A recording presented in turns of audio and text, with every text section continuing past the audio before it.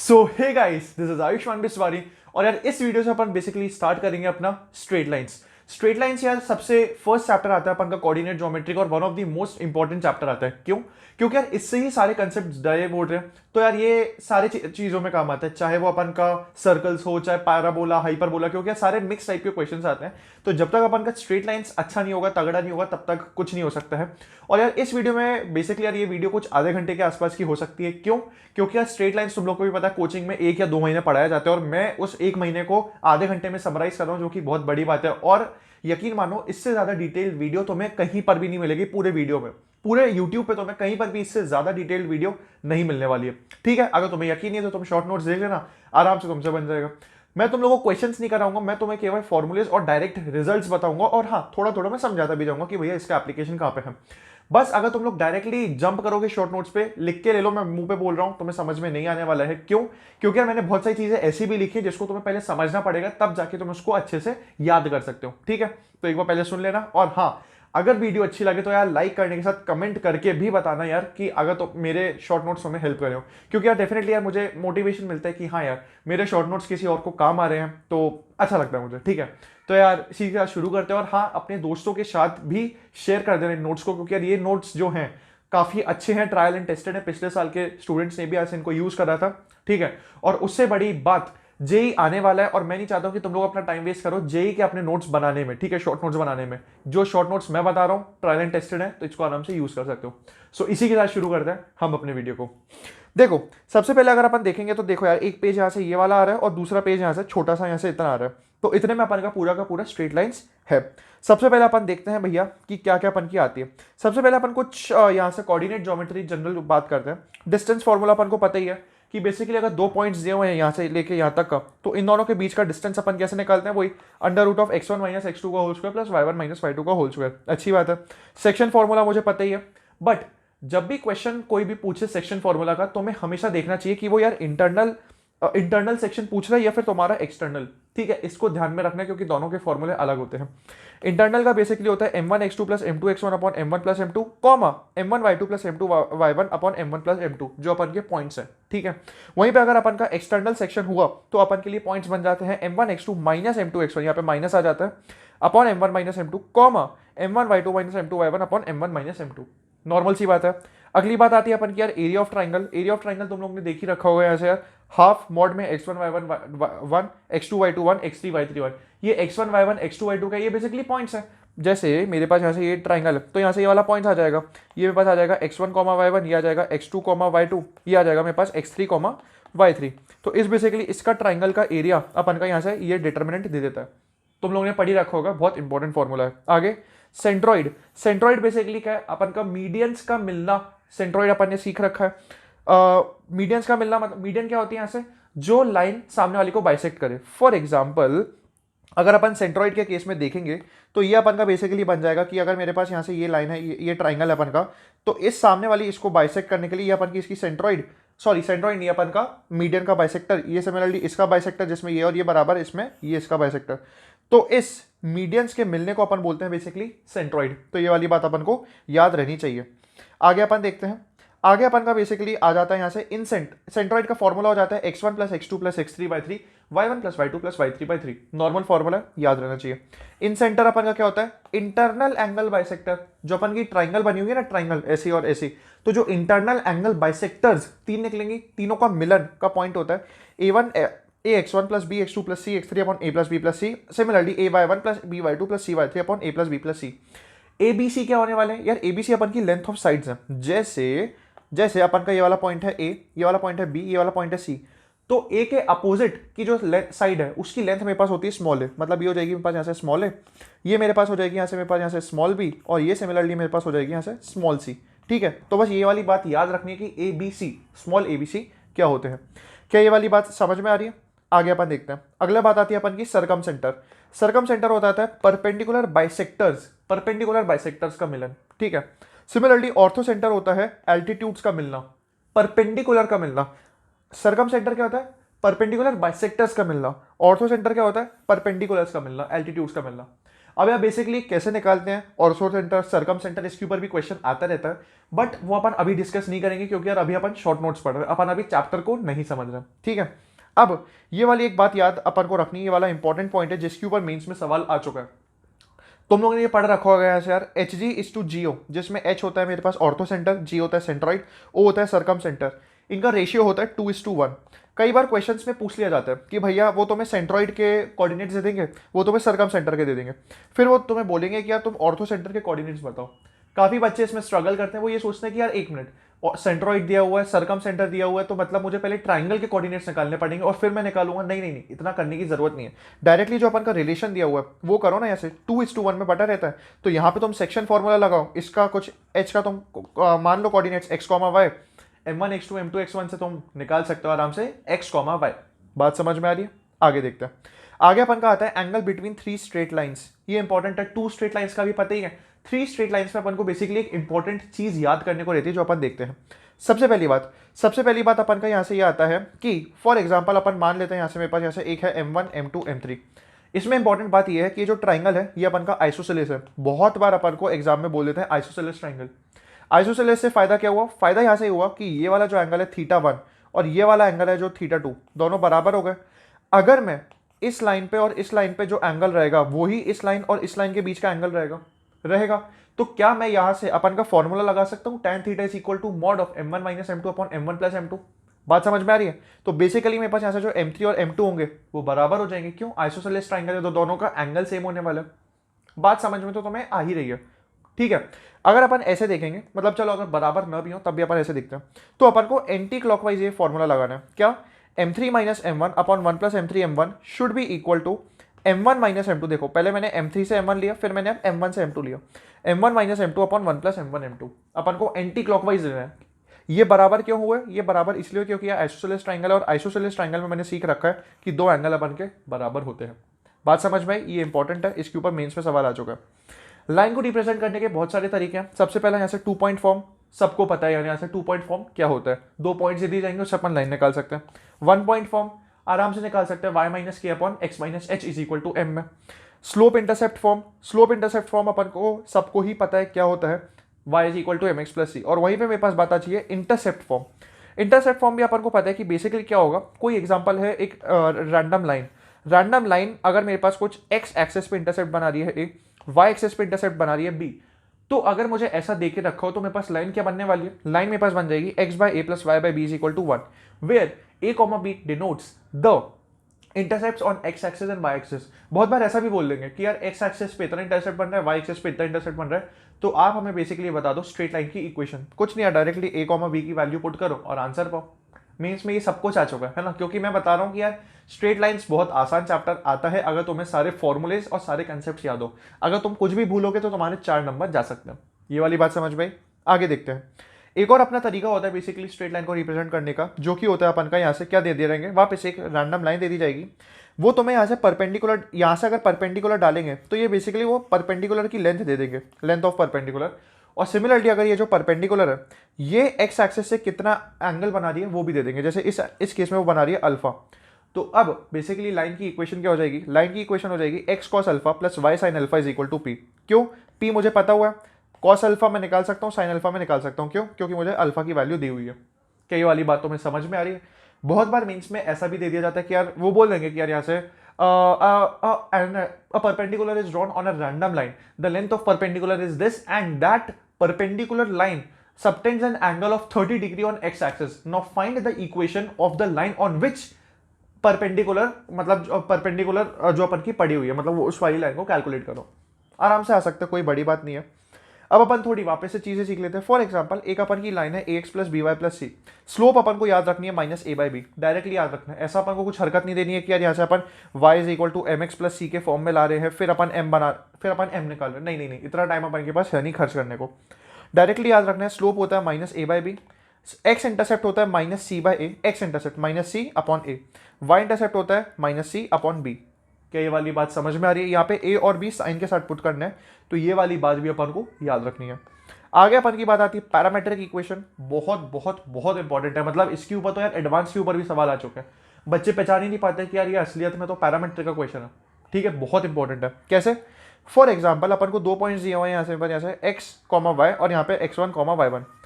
अब उसने क्या बोला, उसने यहाँ से चलो उसने ऐसे अपन को क्या बोला, उसने अपन को ये बोला कि यार देखो ये वाला पॉइंट अननोन है, ये वाला पॉइंट गिवन है, दोनों के बीच का डिस्टेंस कुछ r है ना, दोनों के बीच का डिस्टेंस कुछ r है, और मेरे पास वो एंगल कुछ सबटेंड कर रहे हैं थीटा।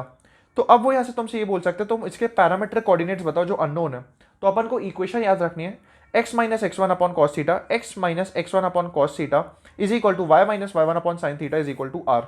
ठीक है, अब इसमें से अपन का x निकल जाएगा, क्यों x हो जाएगा मेरे पास यहाँ से, इस कॉस थीटा को इधर ले जाओ तो मेरे पास वो बन जाएगा r cos theta plus x1 is equal to x. क्या मेरे पास x की वैल्यू नहीं निकल है, तो मेरे पास जो अननोन था x, क्या उसकी वैल्यू मेरे पास निकलनी है। ऐसे अपन को याद रखना है। परपेंडिकुलर डिस्टेंस बहुत बहुत बहुत इंपॉर्टेंट है, क्यों, क्योंकि जब तुम लोग 3D सीखोगे मतलब वेक्टर 3D, तो उसमें भी अपन को उसमें क्या फर्क आ जाता है, उसमें बस फर्क ये आ जाता है कि एक प्लेन दिया रहेगा और एक पॉइंट से परपेंडिकुलर डिस्टेंस निकालनी देगी।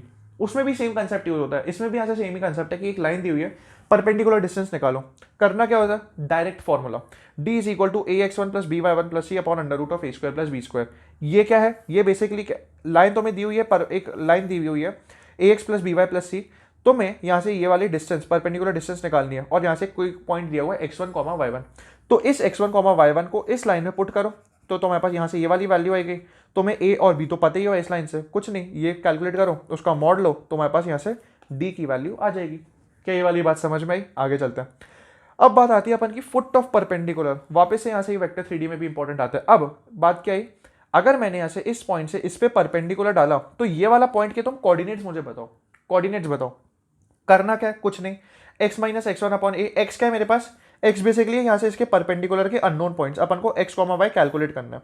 तो यही वाली बात हो गई, x minus x one upon a, x one comma y one ये है, is equal to y minus y one upon b is equal to minus times of a x one plus b y one plus c upon a square plus b square.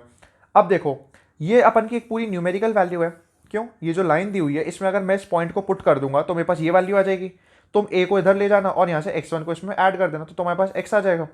Similarly जब तुम इतने part को इससे compare करोगे तो तुम्हारे पास यहाँ से मेरे पास y आ जाएगा। तो क्या तुम ये बोल सकते हो मेरे पास x कॉमा वाई है, अगर x कॉमा वाई है तो बस तुम्हारे पास फुट ऑफ परपेंडिकुलर आ गया। यही तुम चीज़ यूज़ करते हो डायरेक्टली अपन का वेक्टर 3D में, ठीक है, वहाँ पे भी सेम चीज़ होती है। For mirror image, mirror image मतलब अगर इस वाले पॉइंट की अगर मैं इसको इमेज मानूँ तो इसकी इधर में इमेज कितनी बनेगी, तो यहाँ से क्या करना क्या है, इस वाले पॉइंट के कोऑर्डिनेट सेम चीज़ है, बस यहाँ पे एक -2 मल्टीप्लाई कर देना, -2, यहाँ पे केवल माइनस था ना, यहाँ पे -2 मल्टीप्लाई कर देना, आंसर आ जाएगा। आसान है चीज़ें यहाँ से, ठीक है।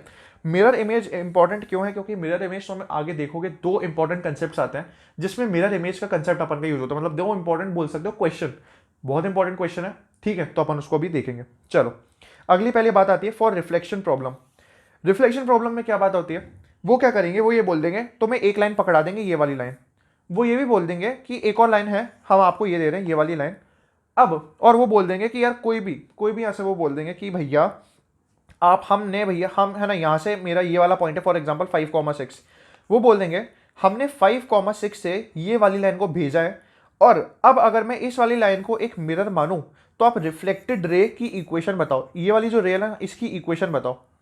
तो करना क्या है, करना आसान है, ये वाला पॉइंट तुम्हें पता है, ये वाला पॉइंट पता है, क्या तुम इसकी मिरर इमेज निकाल सकते हो, ये वाली निकाल सकते हो, मैंने अभी फॉर्मूला सीखा, ठीक है। मिरर इमेज से तुम्हारे पास ये वाला फॉर्मूला आ गया, तुम्हारे पास ये वाली लाइन दी हुई है, ये वाली लाइन दी हुई है, क्या दोनों को सॉल्व करके तुम ये वाला पॉइंट ला सकते हो? ऑफ कोर्स ला सकता हूं। तो तुम्हारे पास ये वाला पॉइंट दिया हुआ है, ये वाला पॉइंट तुमने ढूंढ लिया, तो क्या तुम 2 पॉइंट फॉर्म से इस लाइन की इक्वेशन नहीं निकाल सकते?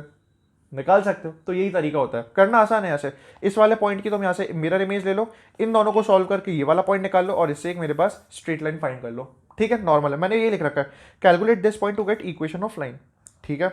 अब बात आती है यहाँ से फॉर फैमिली ऑफ लाइन्स, है ना, फॉर फैमिली ऑफ लाइन्स। तो देखो फैमिली ऑफ लाइन्स क्या होता है, फैमिली ऑफ लाइन्स यहाँ से ये होता है कि यार एक रैंडम लाइन जो इन दोनों लाइन से पास कर रही हो, है ना, जो इन दोनों लाइन से पास कर रही हो, और कुछ एक और वो कंडीशन दे देंगे, है ना, वो कुछ एक और कंडीशन दे देंगे कि यार इस लाइन से पास कर रही हो और ये ऐसी ऐसी कुछ दिए, तो हम आगे एग्जांपल में समझ जाओगे। तो उस फैमिली ऑफ लाइंस, क्योंकि यार ऐसी लाइंस तो बहुत सारी हो सकती हैं, बट जो कंडीशन वो लोग देंगे उसको सेटिस्फाई करनी तो केवल एक वाली लाइन होगी, केवल एक ही लाइन होगी।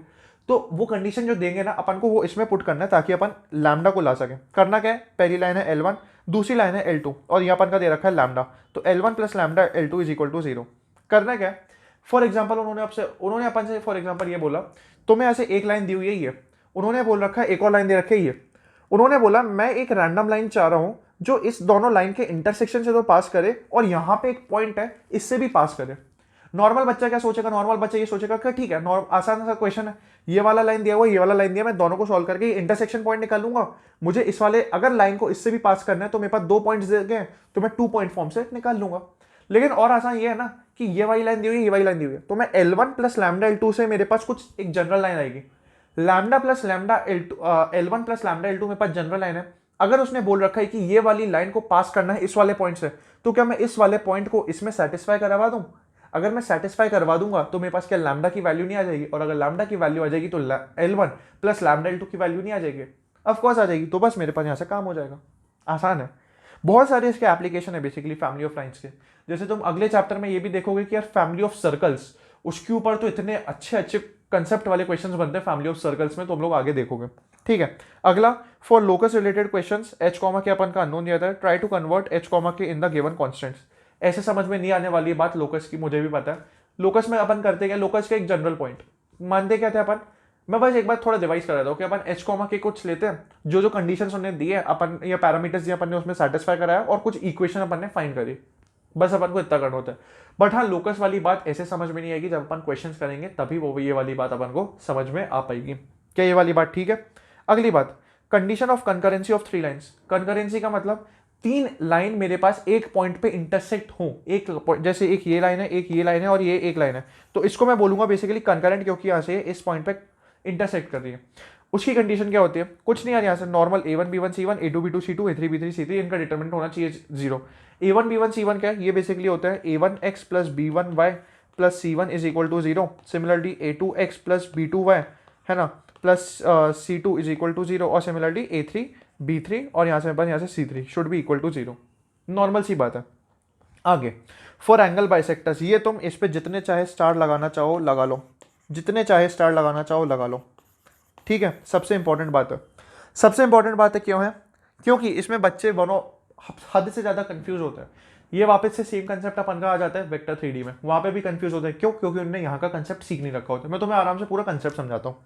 सबसे पहली बात, अगर एक ये लाइन है, एक ये लाइन है, तो इनके 2 टाइप के अपन के एंगल बाइसेक्टर होते हैं। एक होता है एक्यूट एंगल बाइसेक्टर, एक होता है ऑब्ट्यूस एंगल बाइसेक्टर। तो अपन को ये कैसे पता चलेगा कि मैं एक्यूट निकाल रहा हूँ या फिर मैं ऑब्ट्यूस निकाल रहा हूँ? ठीक है, तो सबसे पहले अपन यहाँ से कुछ इसका प्रोसीजर सीखते हैं। प्रोसीजर यहाँ से क्या सीखते हैं? प्रोसीजर अपन ये सीखते हैं कि first make C1 and C2 positive. का मतलब क्या हुआ मुझे समझ में नहीं आया, कोई प्रॉब्लम नहीं है। फॉर एग्जाम्पल अपन के पास 2 लाइन्स दी हुई हैं, A1x plus B1y plus C1 is equal to 0, A2x plus B2y plus C2 is equal to 0। करना क्या है, जो तुम्हारे पास C1 और C2 है दोनों को पॉजिटिव बनाओ, कुछ भी हो जाए, कुछ भी हो जाए। फॉर एग्जाम्पल तुम्हें यहाँ से दे रखा है 2x plus 3y plus 2x plus 3y minus 5 is equal to 0। इसमें C नेगेटिव है, मुझे तो भैया C पॉजिटिव चाहिए। पूरी इक्वेशन को -1 से मल्टीप्लाई कर दो, -2x minus 3y plus 5 is equal to 0। चाहे पूरी इक्वेशन नेगेटिव क्यों ना बन जाए, बस अपन को C1 पॉजिटिव चाहिए ही है। सिमिलरली तुम C2 को भी पॉजिटिव बनाओ। ठीक है, मैंने यहाँ पे ये लिख रखा है, तुम यहाँ पे कहाँ पे गया अपन का, हाँ तुम यहाँ पे C1 और C2 दोनों को पॉजिटिव बनाओ, कुछ भी करके बन जाएगा। अब करना क्या है यहाँ से, then check A1 A2 plus B1 B2, मतलब तुमने यहाँ से जब इसको पॉजिटिव बना के जो इक्वेशन तुमने ऑब्टेन करी, अब उसमें तुम चेक करो A1 A2 plus B1 B2 की वैल्यू है ना, A1 और A2 जो कॉन्स्टेंट्स है बन के, अगर इसकी वैल्यू हो गई पॉजिटिव, अगर इसकी वैल्यू हो गई पॉजिटिव, तो यहाँ पे जो प्लस साइन आने वाला है वो अपन का देगा ऑब्ट्यूस एंगल बाइसेक्टर, और जो माइनस साइन आने वाला है वो देने वाला है एक्यूट एंगल बाइसेक्टर। ये बेसिकली क्या है, ये कुछ नहीं यार, यहाँ से ये पहली लाइन है अपॉन यहाँ से ये under root of A1 square plus B2, ये सिमिलरली दूसरी लाइन है, बट यहाँ पे वापस से प्लस माइनस का खेल है ना। अब अपन को ये डिसाइड करना है कि प्लस एक्यूट देगा या ऑब्ट्यूस, या फिर माइनस ऑब्ट्यूस देगा या फिर एक्यूट, कैसे डिसाइड करें? वही A1 A2 plus B1 B2 की वैल्यू फाइंड करो। अगर इसकी वैल्यू है पॉजिटिव तो बेसिकली इसका पॉजिटिव दे देगा ऑब्ट्यूस एंगल बाइसेक्टर, और नेगेटिव दे देगा एक्यूट एंगल बाइसेक्टर। सिमिलरली अगर इसकी वैल्यू है नेगेटिव तो मेरे पास इसका पॉजिटिव वैल्यू दे देगा एक्यूट एंगल बाइसेक्टर, और इसका नेगेटिव वैल्यू मतलब ये नेगेटिव वैल्यू ये दे देगा ऑब्ट्यूस एंगल बाइसेक्टर। क्या ये वाली बात तुम्हें समझ में आई? बहुत इंपॉर्टेंट है, बहुत ज़्यादा इंपॉर्टेंट है, क्योंकि बच्चे इसमें कंफ्यूज होते हैं। बस इतना सा कंसेप्ट होता है, कितनी मतलब 1 2 3 4 5 6 7 लाइन का अपन का कंसेप्ट है। अगर तुम्हें इतना सा याद हो गया, आराम से 4 नंबर का क्वेश्चन तुमसे बन जाएगा। क्या ये वाली बात समझ में आ रही है? ठीक है, आगे अपन देखते हैं area of polygon. Area of polygon important इसलिए, सबसे बड़ी बात मैंने लिख रखा है can be applied to any geometry, मतलब अगर तुम्हें 5 साइडेड फिगर भी दे दिया तब भी यहां से ये वाला फॉर्मूला काम करेगा। ठीक है, कैसे? इसका फॉर्मूला क्या है? फॉर्मूला है हाफ टाइम्स ऑफ मॉड में x1 y1 x2 y2 x3 y3 xn yn, but याद रखना एंड में वापस से x1 y1 मल्टीप्लाई करना है। फॉर एग्जाम्पल इसको अपन वापस से एक एग्जाम्पल से समझते हैं। जैसे अपन को यहां से कुछ फिगर दे रखा है, यहां से ऐसा 5 साइडेड का, तो यहाँ पे अपन को दे रखा है कुछ x1 y1, यहाँ पे कुछ अपन को पॉइंट्स दे रखा है x2 y2 x3 y3 x4 y4 और यहाँ पे x5 y5। अब उन्होंने बोल दिया ये जो अपन को पेंटागन दे रखा है, आप हमें इसका एरिया बताओ। बच्चे सोचेंगे कि यार पेंटागन का एरिया कब पढ़ा दिया, ठीक है, मतलब स्क्वायर का एरिया पढ़ा है, ट्राइंगल का भी एरिया पता है, क्योंकि ट्राइंगल को अपन डिटर्मिनेंट से सॉल्व करते हैं। पेंटागन कैसे निकालेंगे? कुछ नहीं, नॉर्मल अपन को दिया हुआ है हाफ मॉड में ये जो वैल्यूज है पुट करो, x1 y1 x2 y2 x3 y3 x4 y4 y4 x5 y5, but and में वापस से याद रखना x1 और y1 वापस से पुट करना है। बट भैया हम इसको कैसे सॉल्व करेंगे? इसको सॉल्व करने का आसान तरीका है this into this minus this into this plus this into this minus this into this. जैसे इसको अपन को सॉल्व करना है x1 y2 minus y1 x2, ये अपन ने इतना पार्ट सॉल्व कर लिया। अब अपन को इतना पार्ट सॉल्व करना है, तो क्या करेंगे plus x2 y3 minus y2 x3। अपन ने इतना पार्ट सॉल्व कर लिया, अब अपन इतना पार्ट सॉल्व करेंगे, फिर इतना और फिर इतना, इसका पूरे का मॉड और बाहर अपन का एक हाफ साइन तो है ही। क्या ये वाली बात समझ में आई? तो ये अपन का एरिया ऑफ पॉलीगॉन इंपॉर्टेंट है। इंपॉर्टेंट क्यों है? क्योंकि मैंने यहाँ पे एक इंपॉर्टेंट पॉइंट वापस से लिख रखा है जो कि हो सकता है can be applied to any geometry. क्या ये वाली बात समझ में आई? ओके, आगे देखते हैं। To check whether 3 lines will form triangle और नॉट। कई बार इसके ऊपर भी क्वेश्चन आ जाता है, वो तुम्हें 3 इक्वेशंस दे देंगे, अब वो बोलेंगे जो 3 इक्वेशंस है क्या ये ट्राइंगल बना सकती हैं या फिर नहीं बना सकती हैं। तो उसका प्रोसीजर क्या होता है? उसका प्रोसीजर होता है चेक फॉर देयर स्लोप्स। सबसे पहले 3 इक्वेशंस है, तो तीनों के स्लोप कैसे चेक करोगे? Minus a by b minus a by b minus a by b.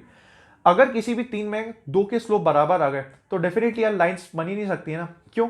अगर 2 लाइंस पैरेलल हैं तो क्या कभी वो ट्राइंगल फॉर्म कर सकती? नहीं। क्यों? एक लाइन ये, एक लाइन पैरेलल और ये, क्या ये ट्राइंगल दिख रहे हो तुम्हें? नहीं। तो अगर यहां से अपन का हो गया तो वहीं से पता चल जाएगा। फॉर एग्जाम्पल उनकी स्लोप्स बराबर नहीं है, सबकी अलग अलग है, तो अपन को एक और चेक करना है। अपन को चेक करना है check whether all 3 lines are concurrent or not. मतलब अगर कोई भी 3 लाइन अपन की एक पॉइंट से इंटरसेक्ट करती हुई निकल गई तो क्या कभी ये ट्राइंगल फॉर्म कर पाएंगी? नहीं। कंकरेंसी कैसी के लिए क्या चेक करना है? कंकरेंसी के लिए तुम यहां से ये चेक कर सकते हो, है ना। तो बस अपन को 2 कंडीशन चेक करनी है, check for their slopes and check whether if they are concurrent or not. काम खत्म, आसान है। आगे शिफ्टिंग ऑफ ऑरिजिन। बहुत सारे बच्चे इसमें कंफ्यूज रहता है कि भैया शिफ्टिंग ऑफ ऑरिजिन क्या होता है, रोटेशन ऑफ एक्सिस क्या होता है। But to be honest normal concept है, बस थोड़ा ध्यान से करना पड़ता है। जितनी दूसरी चीजें वैसे ये भी है, बट थोड़ा सा ध्यान से अपन को करना पड़ता है। क्यों? क्योंकि यहाँ पे गलती होने के चांसेस काफी ज्यादा होते हैं।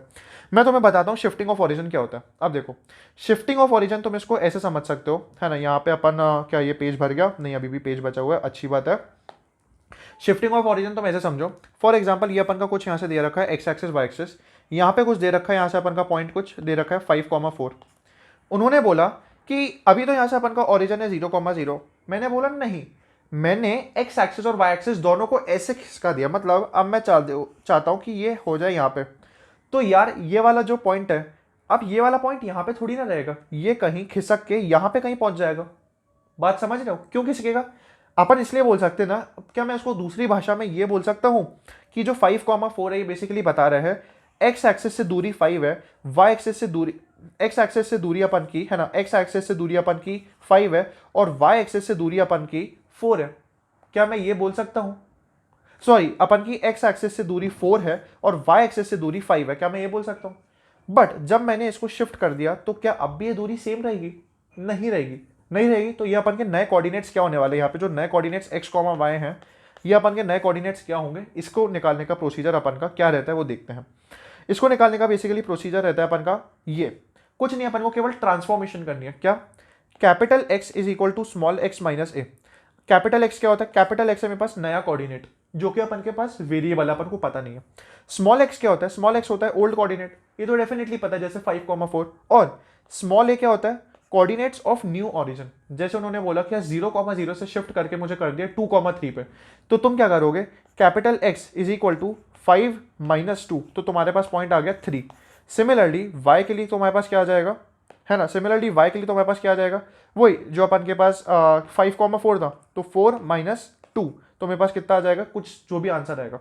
बस अपन को ये वाली बात याद रखनी है, स्मॉल एक्स होता है वो होता है ओल्ड कोऑर्डिनेट। सिमिलरली जो मेरे पास ए होता है, ए अपन का बताता है coordinates of new origin, coordinates of new origin. क्या ये वाली बात समझ में आ रही है? बस सिमिलरली जैसे एक्स का है वैसे ही तो हमें वाई भी करना है, काम खत्म। आगे अपन देखते हैं अब रोटेशन ऑफ एक्सेस, जो कि काफी इंपॉर्टेंट है। रोटेशन ऑफ एक्सेस में क्या कंसेप्ट आता है, रोटेशन ऑफ एक्सेस में कंसेप्ट अपन का ये आता है, वापस से देख लेते क्या है। उन्होंने अपन को बोल रखा है कि यार ये वाला जो पॉइंट है, फॉर एग्जांपल ऐसे ऐसे है, ये वाला पॉइंट वापस से कुछ दे रखा है उन्होंने 5,4 और 0,0, और अभी यहाँ से ये नॉर्मल है। बट उन्होंने बोला कि नहीं यार, मैं चाहता हूँ कि ये जो अपन के पास एक्सेस है मैं इसको रोटेट कर दूँ थोड़ा सा, मतलब ये ऐसी एक्सेस है मैं इसको ऐसे थोड़ा सा रोटेट कर दूँ, मतलब मैं कुछ इसको ऐसे ऐसे ऐसे ऐसे ऐसे ऐसे, मतलब कुछ 30 डिग्री से मैंने पूरे एक्सेसेस को ही रोटेट कर दिया। तो डेफिनेटली ये वाला जो पॉइंट है ये अब कुछ यहाँ पे या यहाँ पे जहाँ पे भी आना होगा, मतलब पॉइंट तो चेंज होने वाला है, पॉइंट चेंज होने वाला है, तो अपन को उसका नया कोऑर्डिनेट निकालना पड़ेगा। नया कोऑर्डिनेट कैसे निकालते हैं अपन इसको ही सीखेंगे। देखो नया कोऑर्डिनेट कैसे निकालना है वो अपन की ये वाली बात आ जाती है इस टेबल से। इस टेबल को कैसे रीड करते हैं, सबसे पहले बात आते हैं अपन, कैपिटल एक्स क्या आता है मैंने बता रखा है, कैपिटल एक्स होता है अपन के पास न्यू कोऑर्डिनेट, स्मॉल एक्स क्या होता है मेरे पास old coordinate of capital small x comma small y, अपन ने ऊपर भी सीख रखा था ये ओल्ड कोऑर्डिनेट्स है। थीटा अपन को पता ही, इस टेबल को याद करने का तरीका cos theta sine theta minus sine theta. अब करना क्या है, रीड कैसे करना है, जो कैपिटल एक्स होता है जो हॉरिजॉन्टल वाली चीज़ है उनको ऐसे ऐसे रीड करना है, और जो वर्टिकल वाली चीज़ है उनको ऐसे ऐसे रीड करना है। हॉरिजॉन्टल मतलब कैपिटल एक्स आ जाएगा मेरे पास x cos theta plus y sine theta, मतलब capital x is equal to x cos theta plus y sine theta. Similarly जो मेरे पास कैपिटल वाई है, कैपिटल वाई मेरे पास बन जाएगा minus x sine theta plus y cos theta. क्यों? क्योंकि मुझे ऐसे में रीड करना है, ऐसे में। तो क्या मेरे पास x और क्या मेरे पास कैपिटल y जो नए कोऑर्डिनेट्स हैं वो नहीं आ जाएंगे? ऑफ कोर्स आ जाएंगे, बट इसका उल्टा भी अपन को क्वेश्चन वाला पूछ सकते हैं। क्वेश्चन वाला ये बोल देगा कि अगर मैंने इसको रोटेट करके जो ये वाला कोऑर्डिनेट, देख उसने यहाँ से ये बोला फॉर एग्जांपल मेरे पास कुछ पुराना कोऑर्डिनेट था x, y, कुछ पुराना कोऑर्डिनेट x, y। उसने बोला कि जब मैंने नॉर्मल एक्सिस को 30 डिग्री से रोटेट किया तो वो जो पुराना वाला पॉइंट x, y था वो कुछ बन गया 8,10। अब आप ये बताओ कि जब मैंने एक्सिस को रोटेट नहीं करा था, मतलब वो जब ऐसी थी, तो ये वाला जो पुराना पॉइंट है उसके मुझे कोऑर्डिनेट्स बता के दे दो, मतलब ये उल्टा क्वेश्चन हो गया। तो अब मुझे निकालना है small x comma small y. तो small x comma small y कैसे हो जाएगा, ऐसे रीड करने पे, मतलब small x will be equal to capital x cos theta minus capital y sine theta.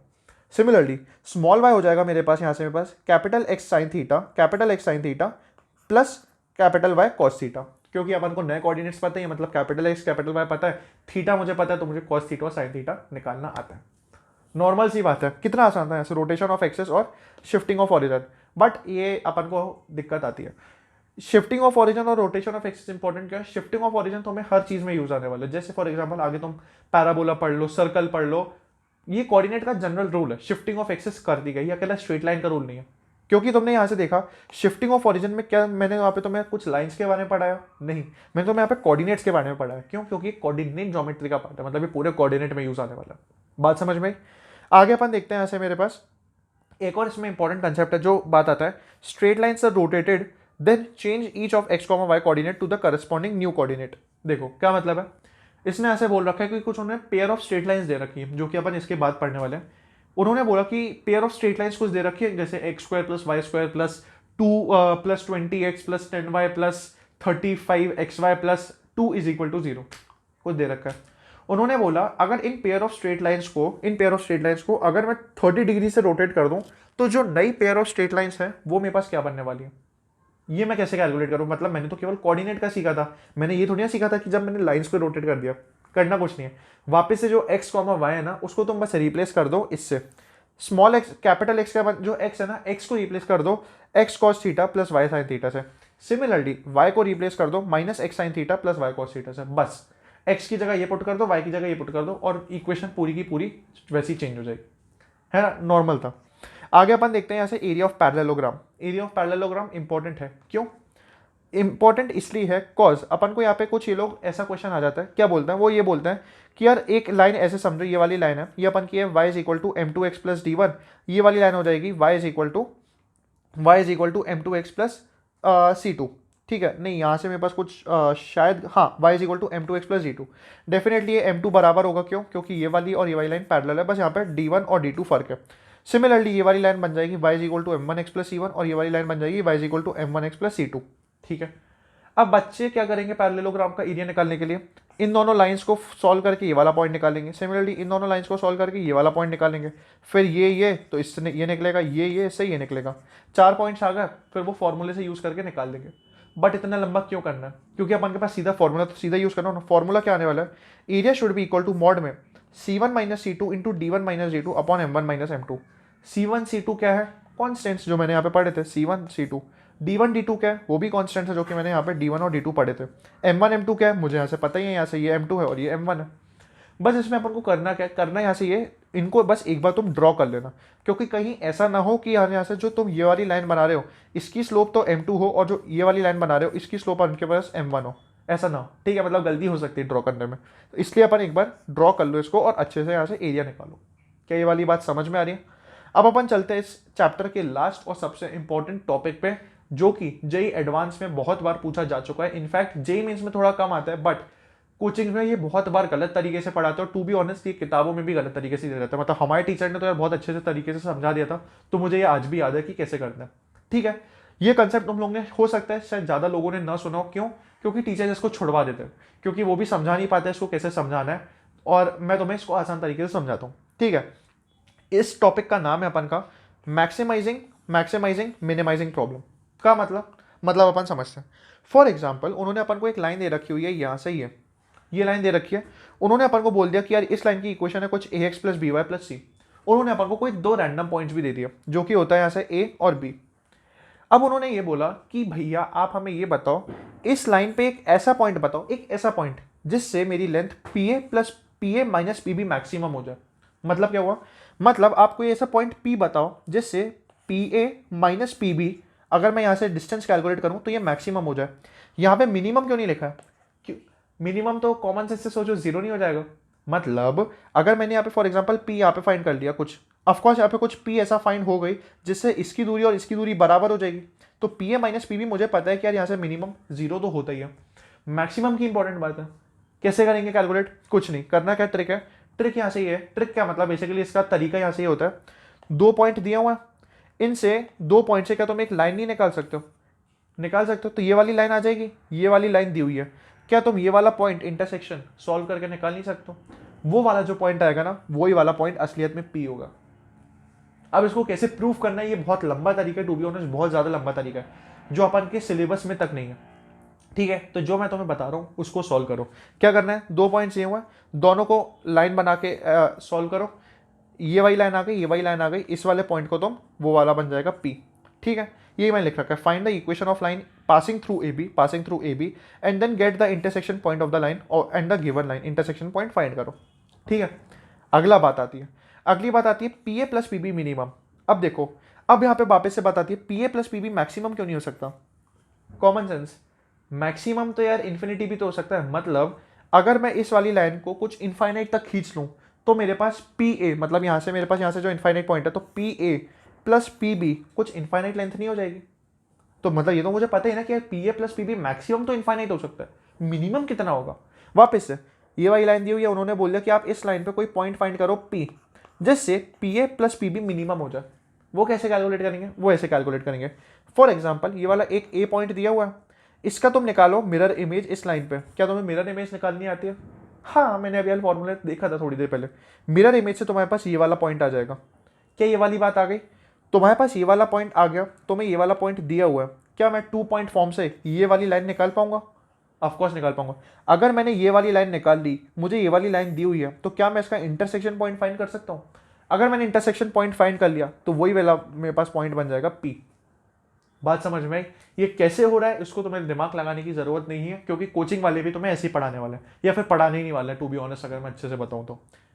तुम क्या तुम केवल इसका मिरर इमेज लोगे? नहीं, अगर तुम बी का भी मिरर इमेज लोगे ना, बी का जैसे मिरर इमेज यहाँ पे लिया, कुछ आ गया, फिर सिमिलरली तो जब तुम इसको पी ए को ऐसे फाइंड करोगे, मतलब ए दिया हुआ है, ये दिया हुआ है, इससे एक लाइन फाइंड करोगे, तो वो जो पॉइंट पी आएगा वो भी बराबर ही आएगा। वही मैंने लिख रखी है यहाँ से, find the equation of line, get the intersection point of the line B x intersection point तो हमारे पास ये वाला पॉइंट आ जाएगा, जिसको अपन बोलते हैं पी।